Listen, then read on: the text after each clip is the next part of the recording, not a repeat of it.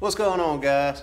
Today we are changing the oil on the big Ferris again, and I think it'd be pretty cool to show how easy it is. I'm gonna let somebody who's never done it before do it, and we'll see how that goes. Y'all stay tuned. Alright, so this setup here has a 5-quart oil reservoir, and 1 quart stays in the engine, 5 quarts in here, and what it does is it cycles around. It has a dipstick right here, and then the lid. The lid is tie wrapped closed because you don't want to be checking it here, you want to check it here. You don't want to get this snagged on a branch or whatever and it comes undone. Basically you cut the tie wrap here, it's a 1/4 turn, and it just pulls right off. So here's the things you're going to need. An oil catch, basic oil catch. The oil filter, here's the model number for it. And basically there's a little O-ring around here. You want to just get a little oil and grease that up before you seat it. Some paper towels just in case.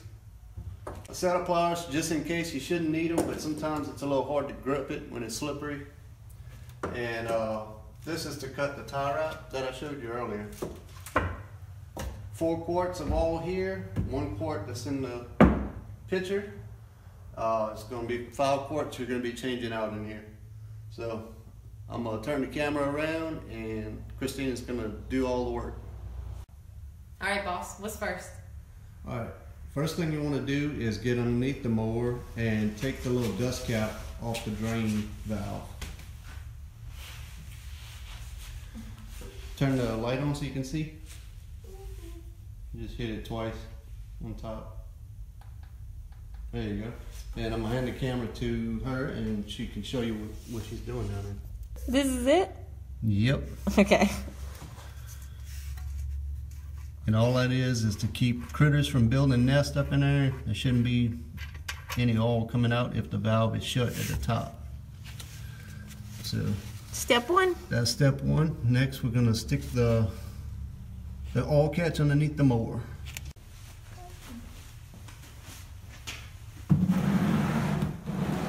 Alright.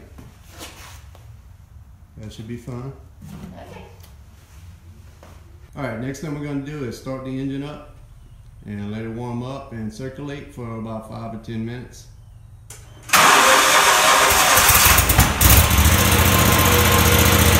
Alright, so we let it run for a few minutes. What's next? Alright, the next thing we're going to do is cut that tie wrap that I was talking about earlier.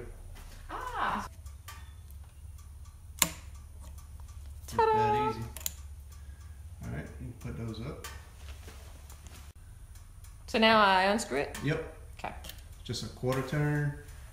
And it's going to, a little bit more. There you go. There you go. And it just hangs down there. Now you're going to need to get some pliers because sometimes that thing's a little slippery. This right here. Mm-hmm. So go ahead and grab you some pliers. Next thing you're going to do is pull the filter out. Alright, so it says lock and unlock. Yep. You might want to get a paper towel handy so when you do pull it out, you don't drip it all over the floor and all over your pants and your hands and everything. So go ahead and twist it first. You don't need pliers for that, just twist it. Make sure it is in the grooves under here is lined up. See how they're lined up on each side? And then you're going to grab some pliers and pull on that tab where it says Vanguard. Get a good grip on it. And just pull straight up. Oh! Wow. That went up. And then you're gonna go ahead and yep. You're gonna put that on the paper towel and put it underneath the mower into the catch. Okay. Good deal. You wanna make sure all that's clean and don't see all of this right here? Oh. You wanna make sure that's Cleaned off. cleaned away and not into the hole. Like so. Yeah, you just want to make sure none of that Is gonna falls. make it in there. Yep, Gotcha. especially with that filter over there. Probably should have did that before we pulled the filter out. Well, you live, you learn. Okay, that'll work for now. Yep. So another good thing to do is make sure your cap's clean before you screw it back on. You can see all the dirty residue and everything. You got your paper towel? Yes. We'll go ahead and clean that. Just make sure you don't get any in here while you're cleaning the rim and the cap. That wouldn't be good.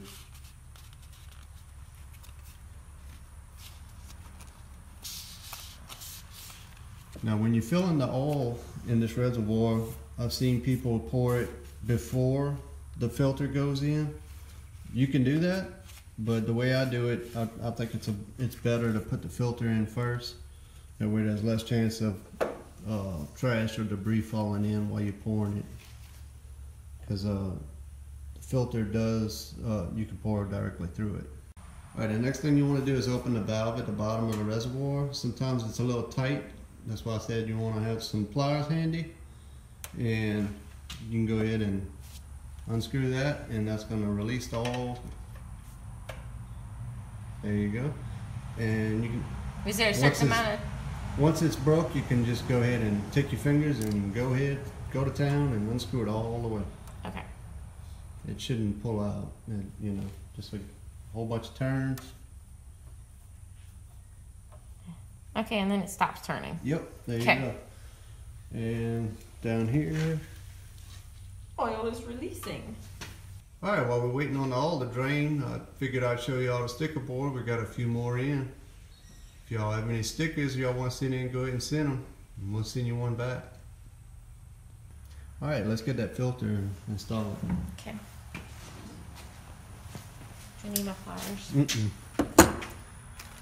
So what you want to do is put a little oil on your finger, and there's an O-ring right here.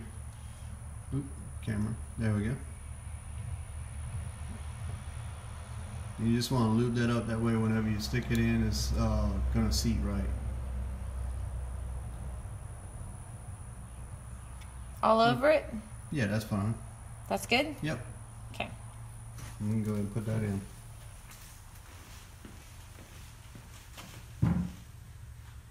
I'm assuming do the exact opposite. Yep. Just push it down and you'll feel it snap in. Yep. And then you're going to turn it in and lock it into the grooves. There you go. That's done. Cool. So when you pour it, I don't know if you can, I should have showed you before it was in there, but there's a screen right here. It's completely open in the middle. And you can pour directly into it. And that's what we're doing next. Yep. Okay. Well, no, that's not what we're doing next. Oh. We have to close the valve at the bottom, otherwise all your oil will drain out. Alright, looks like we're all drained out. Alright, we're going to go ahead and close the valve back up. Just use your hand and twist it in all the way as far as you can.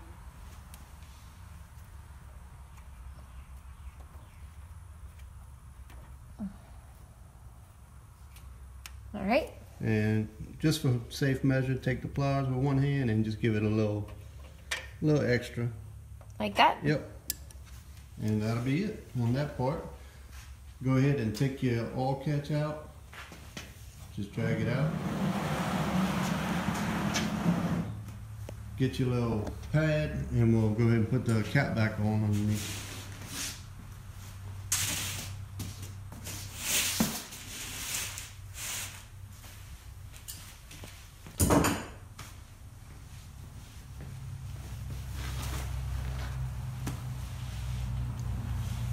Now you shouldn't need to use any tools for that part. Just put it as tight as you can with one hand on it, and that should be fine. Okay. Done? Done. Cool.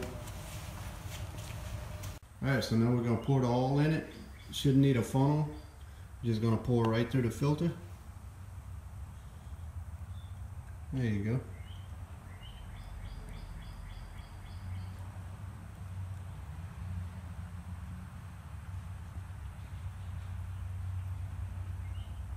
Nice steady stream.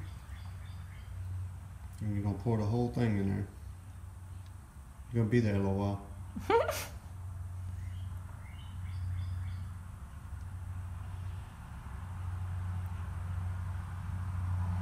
If you want, you can pour it right in the middle. There you go.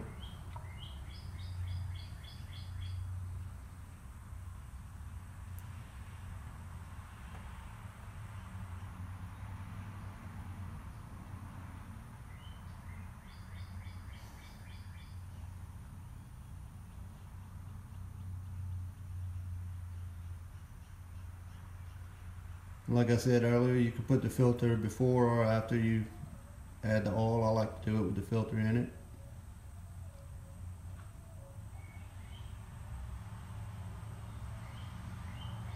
You getting tired yet? Not really. Getting lighter. A lot of oil in this one.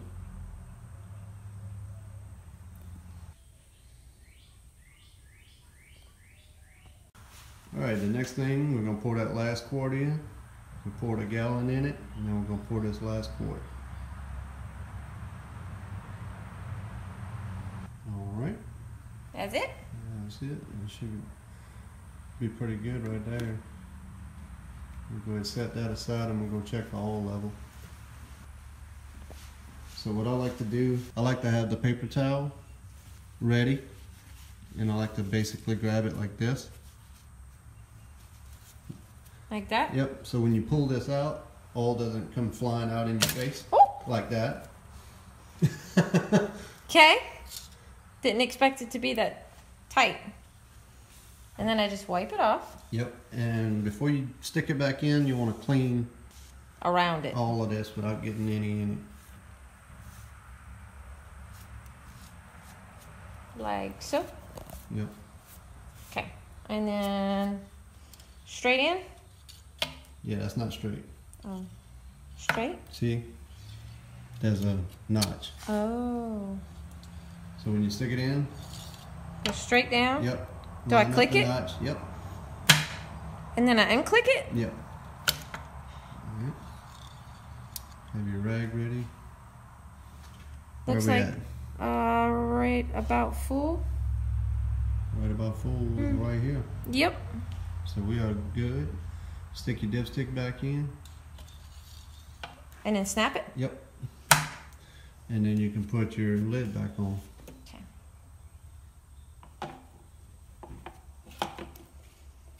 Wait, it's gotta go like this? Yep.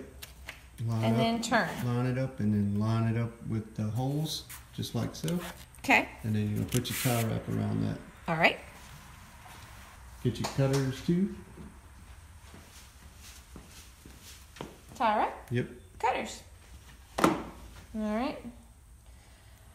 You like it this way? It doesn't matter. Okay.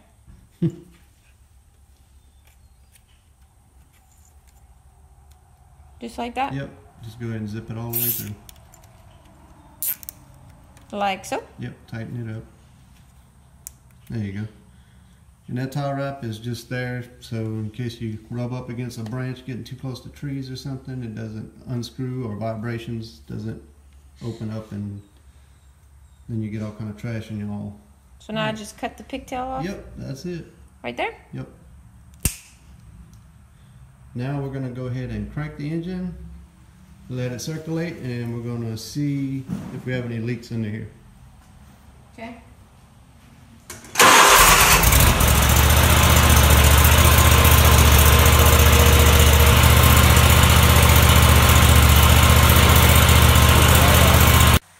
So how was that? That wasn't too terrible, actually. No? No. I think I'm going to let you take over on the maintenance on everything now. You do everything else. I don't know. Why? Well, I sort of messed up the last thing, changing the hydros. Kind of an expensive boo-boo. Yeah. So when I did the hydro oil change on here, on my last video, on the maintenance on this thing, I took the tires off to get better access to underneath the thing, and I forgot to torque this one down, and I rode around on it for about a week, and it was loosening up, and two of the lug nuts fell off almost pretty much, and it was so loose that it waddled out all of the holes, and it like basically took the threads off of the studs.